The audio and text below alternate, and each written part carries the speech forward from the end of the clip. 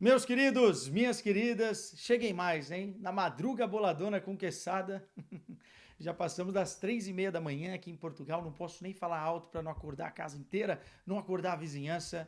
Mas o Corinthians ganhou do Fortaleza. E se no momento ruim eu assisti os jogos para a gente resenhar, eu não vou assistir e resenhar com vocês pós uma vitória de 3-0, uma classificação para a semifinal da Sul-Americana. Bora lá! Vamos falar de Corinthians. Vamos falar da vitória, da classificação, do momento, das individualidades. Então eu peço o generoso e carinhoso like de vocês.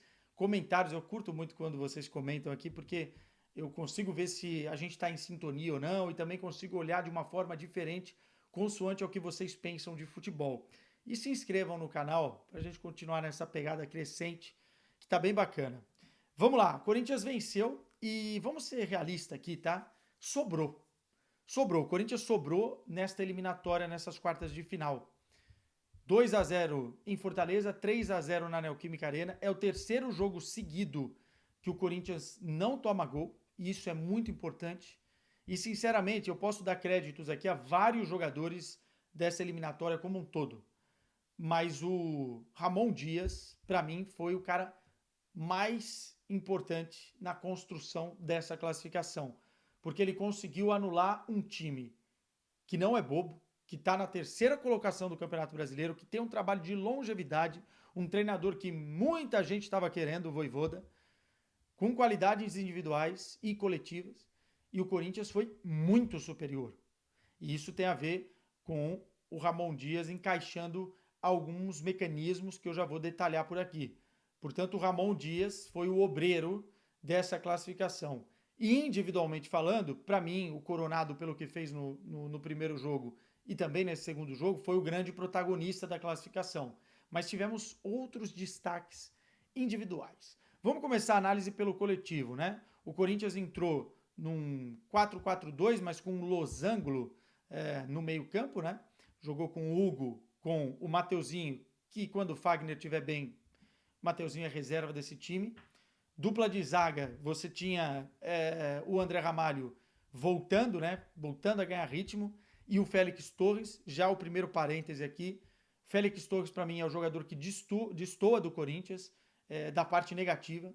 Eu acho ele muito inseguro às vezes. Eu acho ele pouco eficaz quando ele está com a bola acionando, por exemplo, atacantes na bola longa. Enfim, às vezes ele dá umas rifadas na bola, às vezes se atrapalha na marcação, perde alguns lances e duelos que não poderia perder.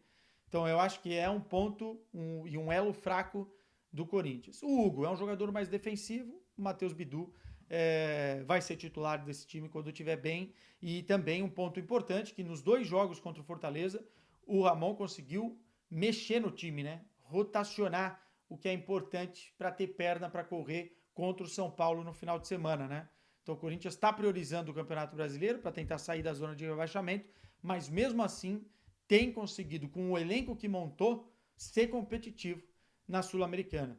No meio-campo, primeiro do meio é o José Martinez, já vamos falar mais dele, obviamente.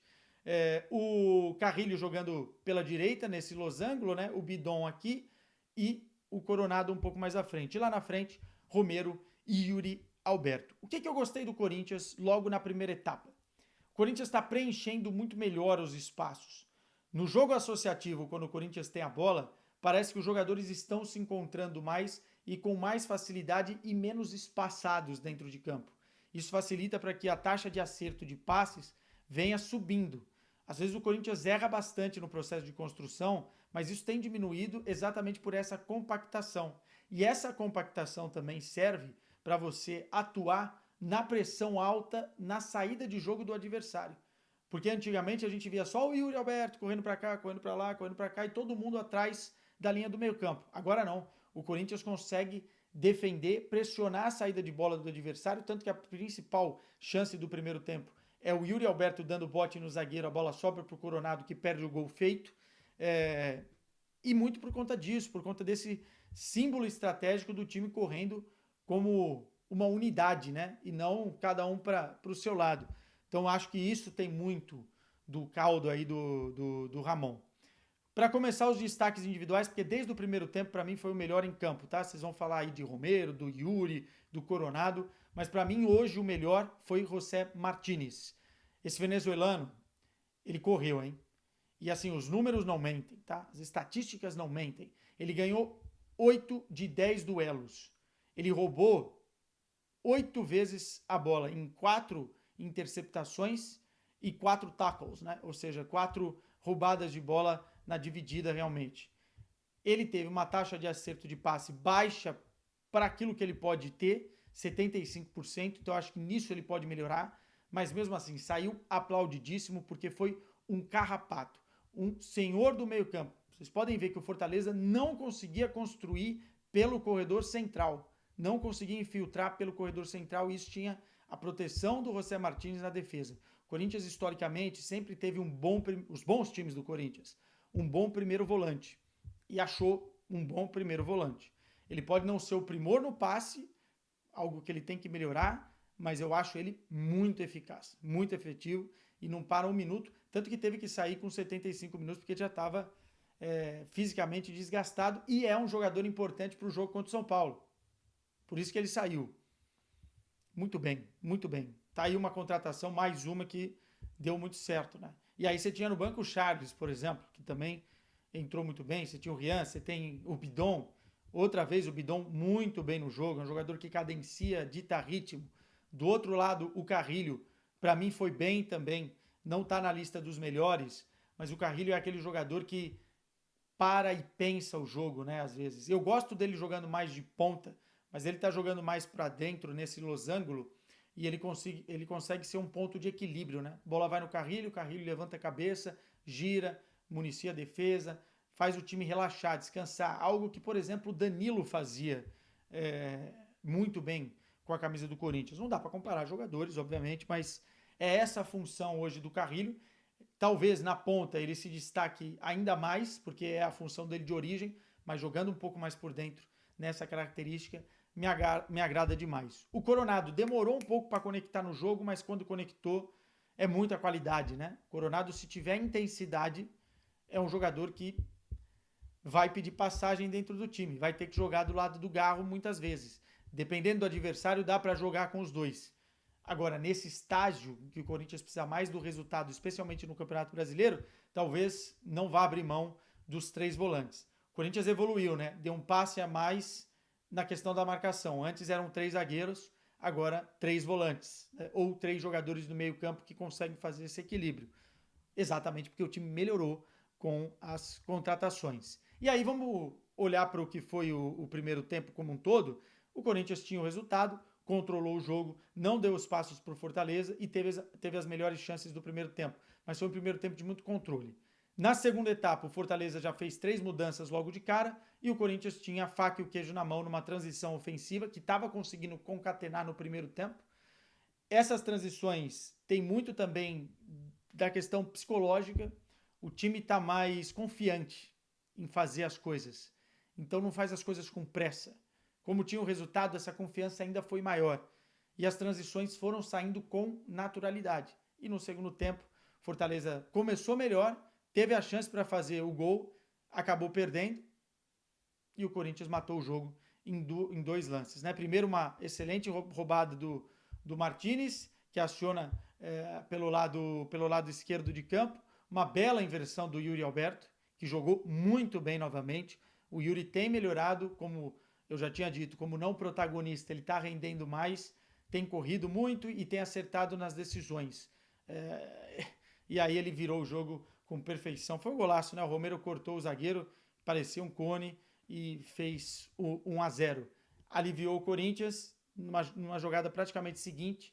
O Bidon faz uma bela jogada, passa pelo Coronado, enfim, e o Corinthians acha o segundo gol, que é também um gol de construção em transição ofensiva, né? Ou seja, o Corinthians matou o jogo aí. E depois foi gerindo com as substituições. Eu gostei bastante do Romero, que foi o autor do primeiro gol, porque o Romero, ele tem essa conexão especial com o estádio, é o 38º gol que ele faz nessa casa, o maior artilheiro do estádio, ele já tem 16 gols na temporada, E eu acho que o Romero, ele consegue entender muitas das vezes, quando ele não pensa que é craque, a função dele no Corinthians, né? E ele tem qualidade para conseguir ajudar. Então, assim, o Romero tá cada dia que passa cavando o lugar dele no time. Quando o Depay tiver 100% fisicamente, quando o Yuri tiver 100%, quando o Thales Magno tiver 100%, aí a gente vai ver. Mas nesse momento não dá para tirar o Romero do time. A verdade é essa. Quem queria tirar, ele está provando dentro de campo. Realmente o Romero numa fase daquelas maravilhosas. Já tinha sido assim na reta final do campeonato passado, né? Pois bem, para descansar os caras, entrou o Garro. Eu acho que ele deveria ter tirado o Coronado, tá? Para descansar para o jogo contra o São Paulo. Talvez o Coronado seja banco nesse jogo. Isso fica de indicação. Seja opção para o segundo tempo, enfim, para mudar um pouco as características. Mas entrou o Memphis Depay na casa dos 60, 65 minutos. E o Corinthians já estava numa rotação diferente, né? Os dois jogos do Memphis, o Corinthians já estava com o jogo ganho, então a rotação era diferente, atacava menos, mas num lance fenomenal de inversão do Garro, que achou o Memphis Depay na área, ele mostrou toda a qualidade com uma fineza, né? Com uma categoria, dominou, jogou para uma perna, enganou o zagueiro com muita rapidez, jogou para outra de novo, com a esquerda cruzou e o Pedro Henrique fez o 3-0. Impressionante. Impressionante que o Corinthians jogou de bola. Se jogar assim, é candidato, não vou dizer o favorito, que ainda tem o Racing ou o Atlético Paranaense, mas é sério candidato ao título da Sul-Americana e também vai fazer frente ao Flamengo na semifinal da Copa do Brasil. Como eu disse, é o melhor momento para você encarar o Flamengo no ano, né? E tem que sair da zona de rebaixamento. Eu acho que a chave virou. Não dá para relaxar, mas a chave virou e agora é olhar com otimismo aquilo que a gente viu com muito pessimismo. A gente olha para o time do Corinthians hoje, para finalizar, e a gente vê um time muito bom no 11 que o treinador quer escalar e com muitas opções no banco. Ou seja, o Corinthians mudou da água para o vinho com esse mercado excepcional de transferências que fez. Qualidade está aí. Só para terminar em relação ao Depay, tá ganhando o ritmo de jogo e fica claro que quando esse cara estiver bem para jogar vai ser uma bomba dentro do futebol brasileiro. Ele é muito diferente. Ele está identificado com a torcida, ele está conseguindo conhecer já alguns movimentos, especialmente do Garro, dos seus companheiros. Saiu a primeira assistência e não vai demorar muito para sair o primeiro gol. Quem sabe não sai no final de semana contra o São Paulo. Veremos. Boa noite para vocês e vai Corinthians.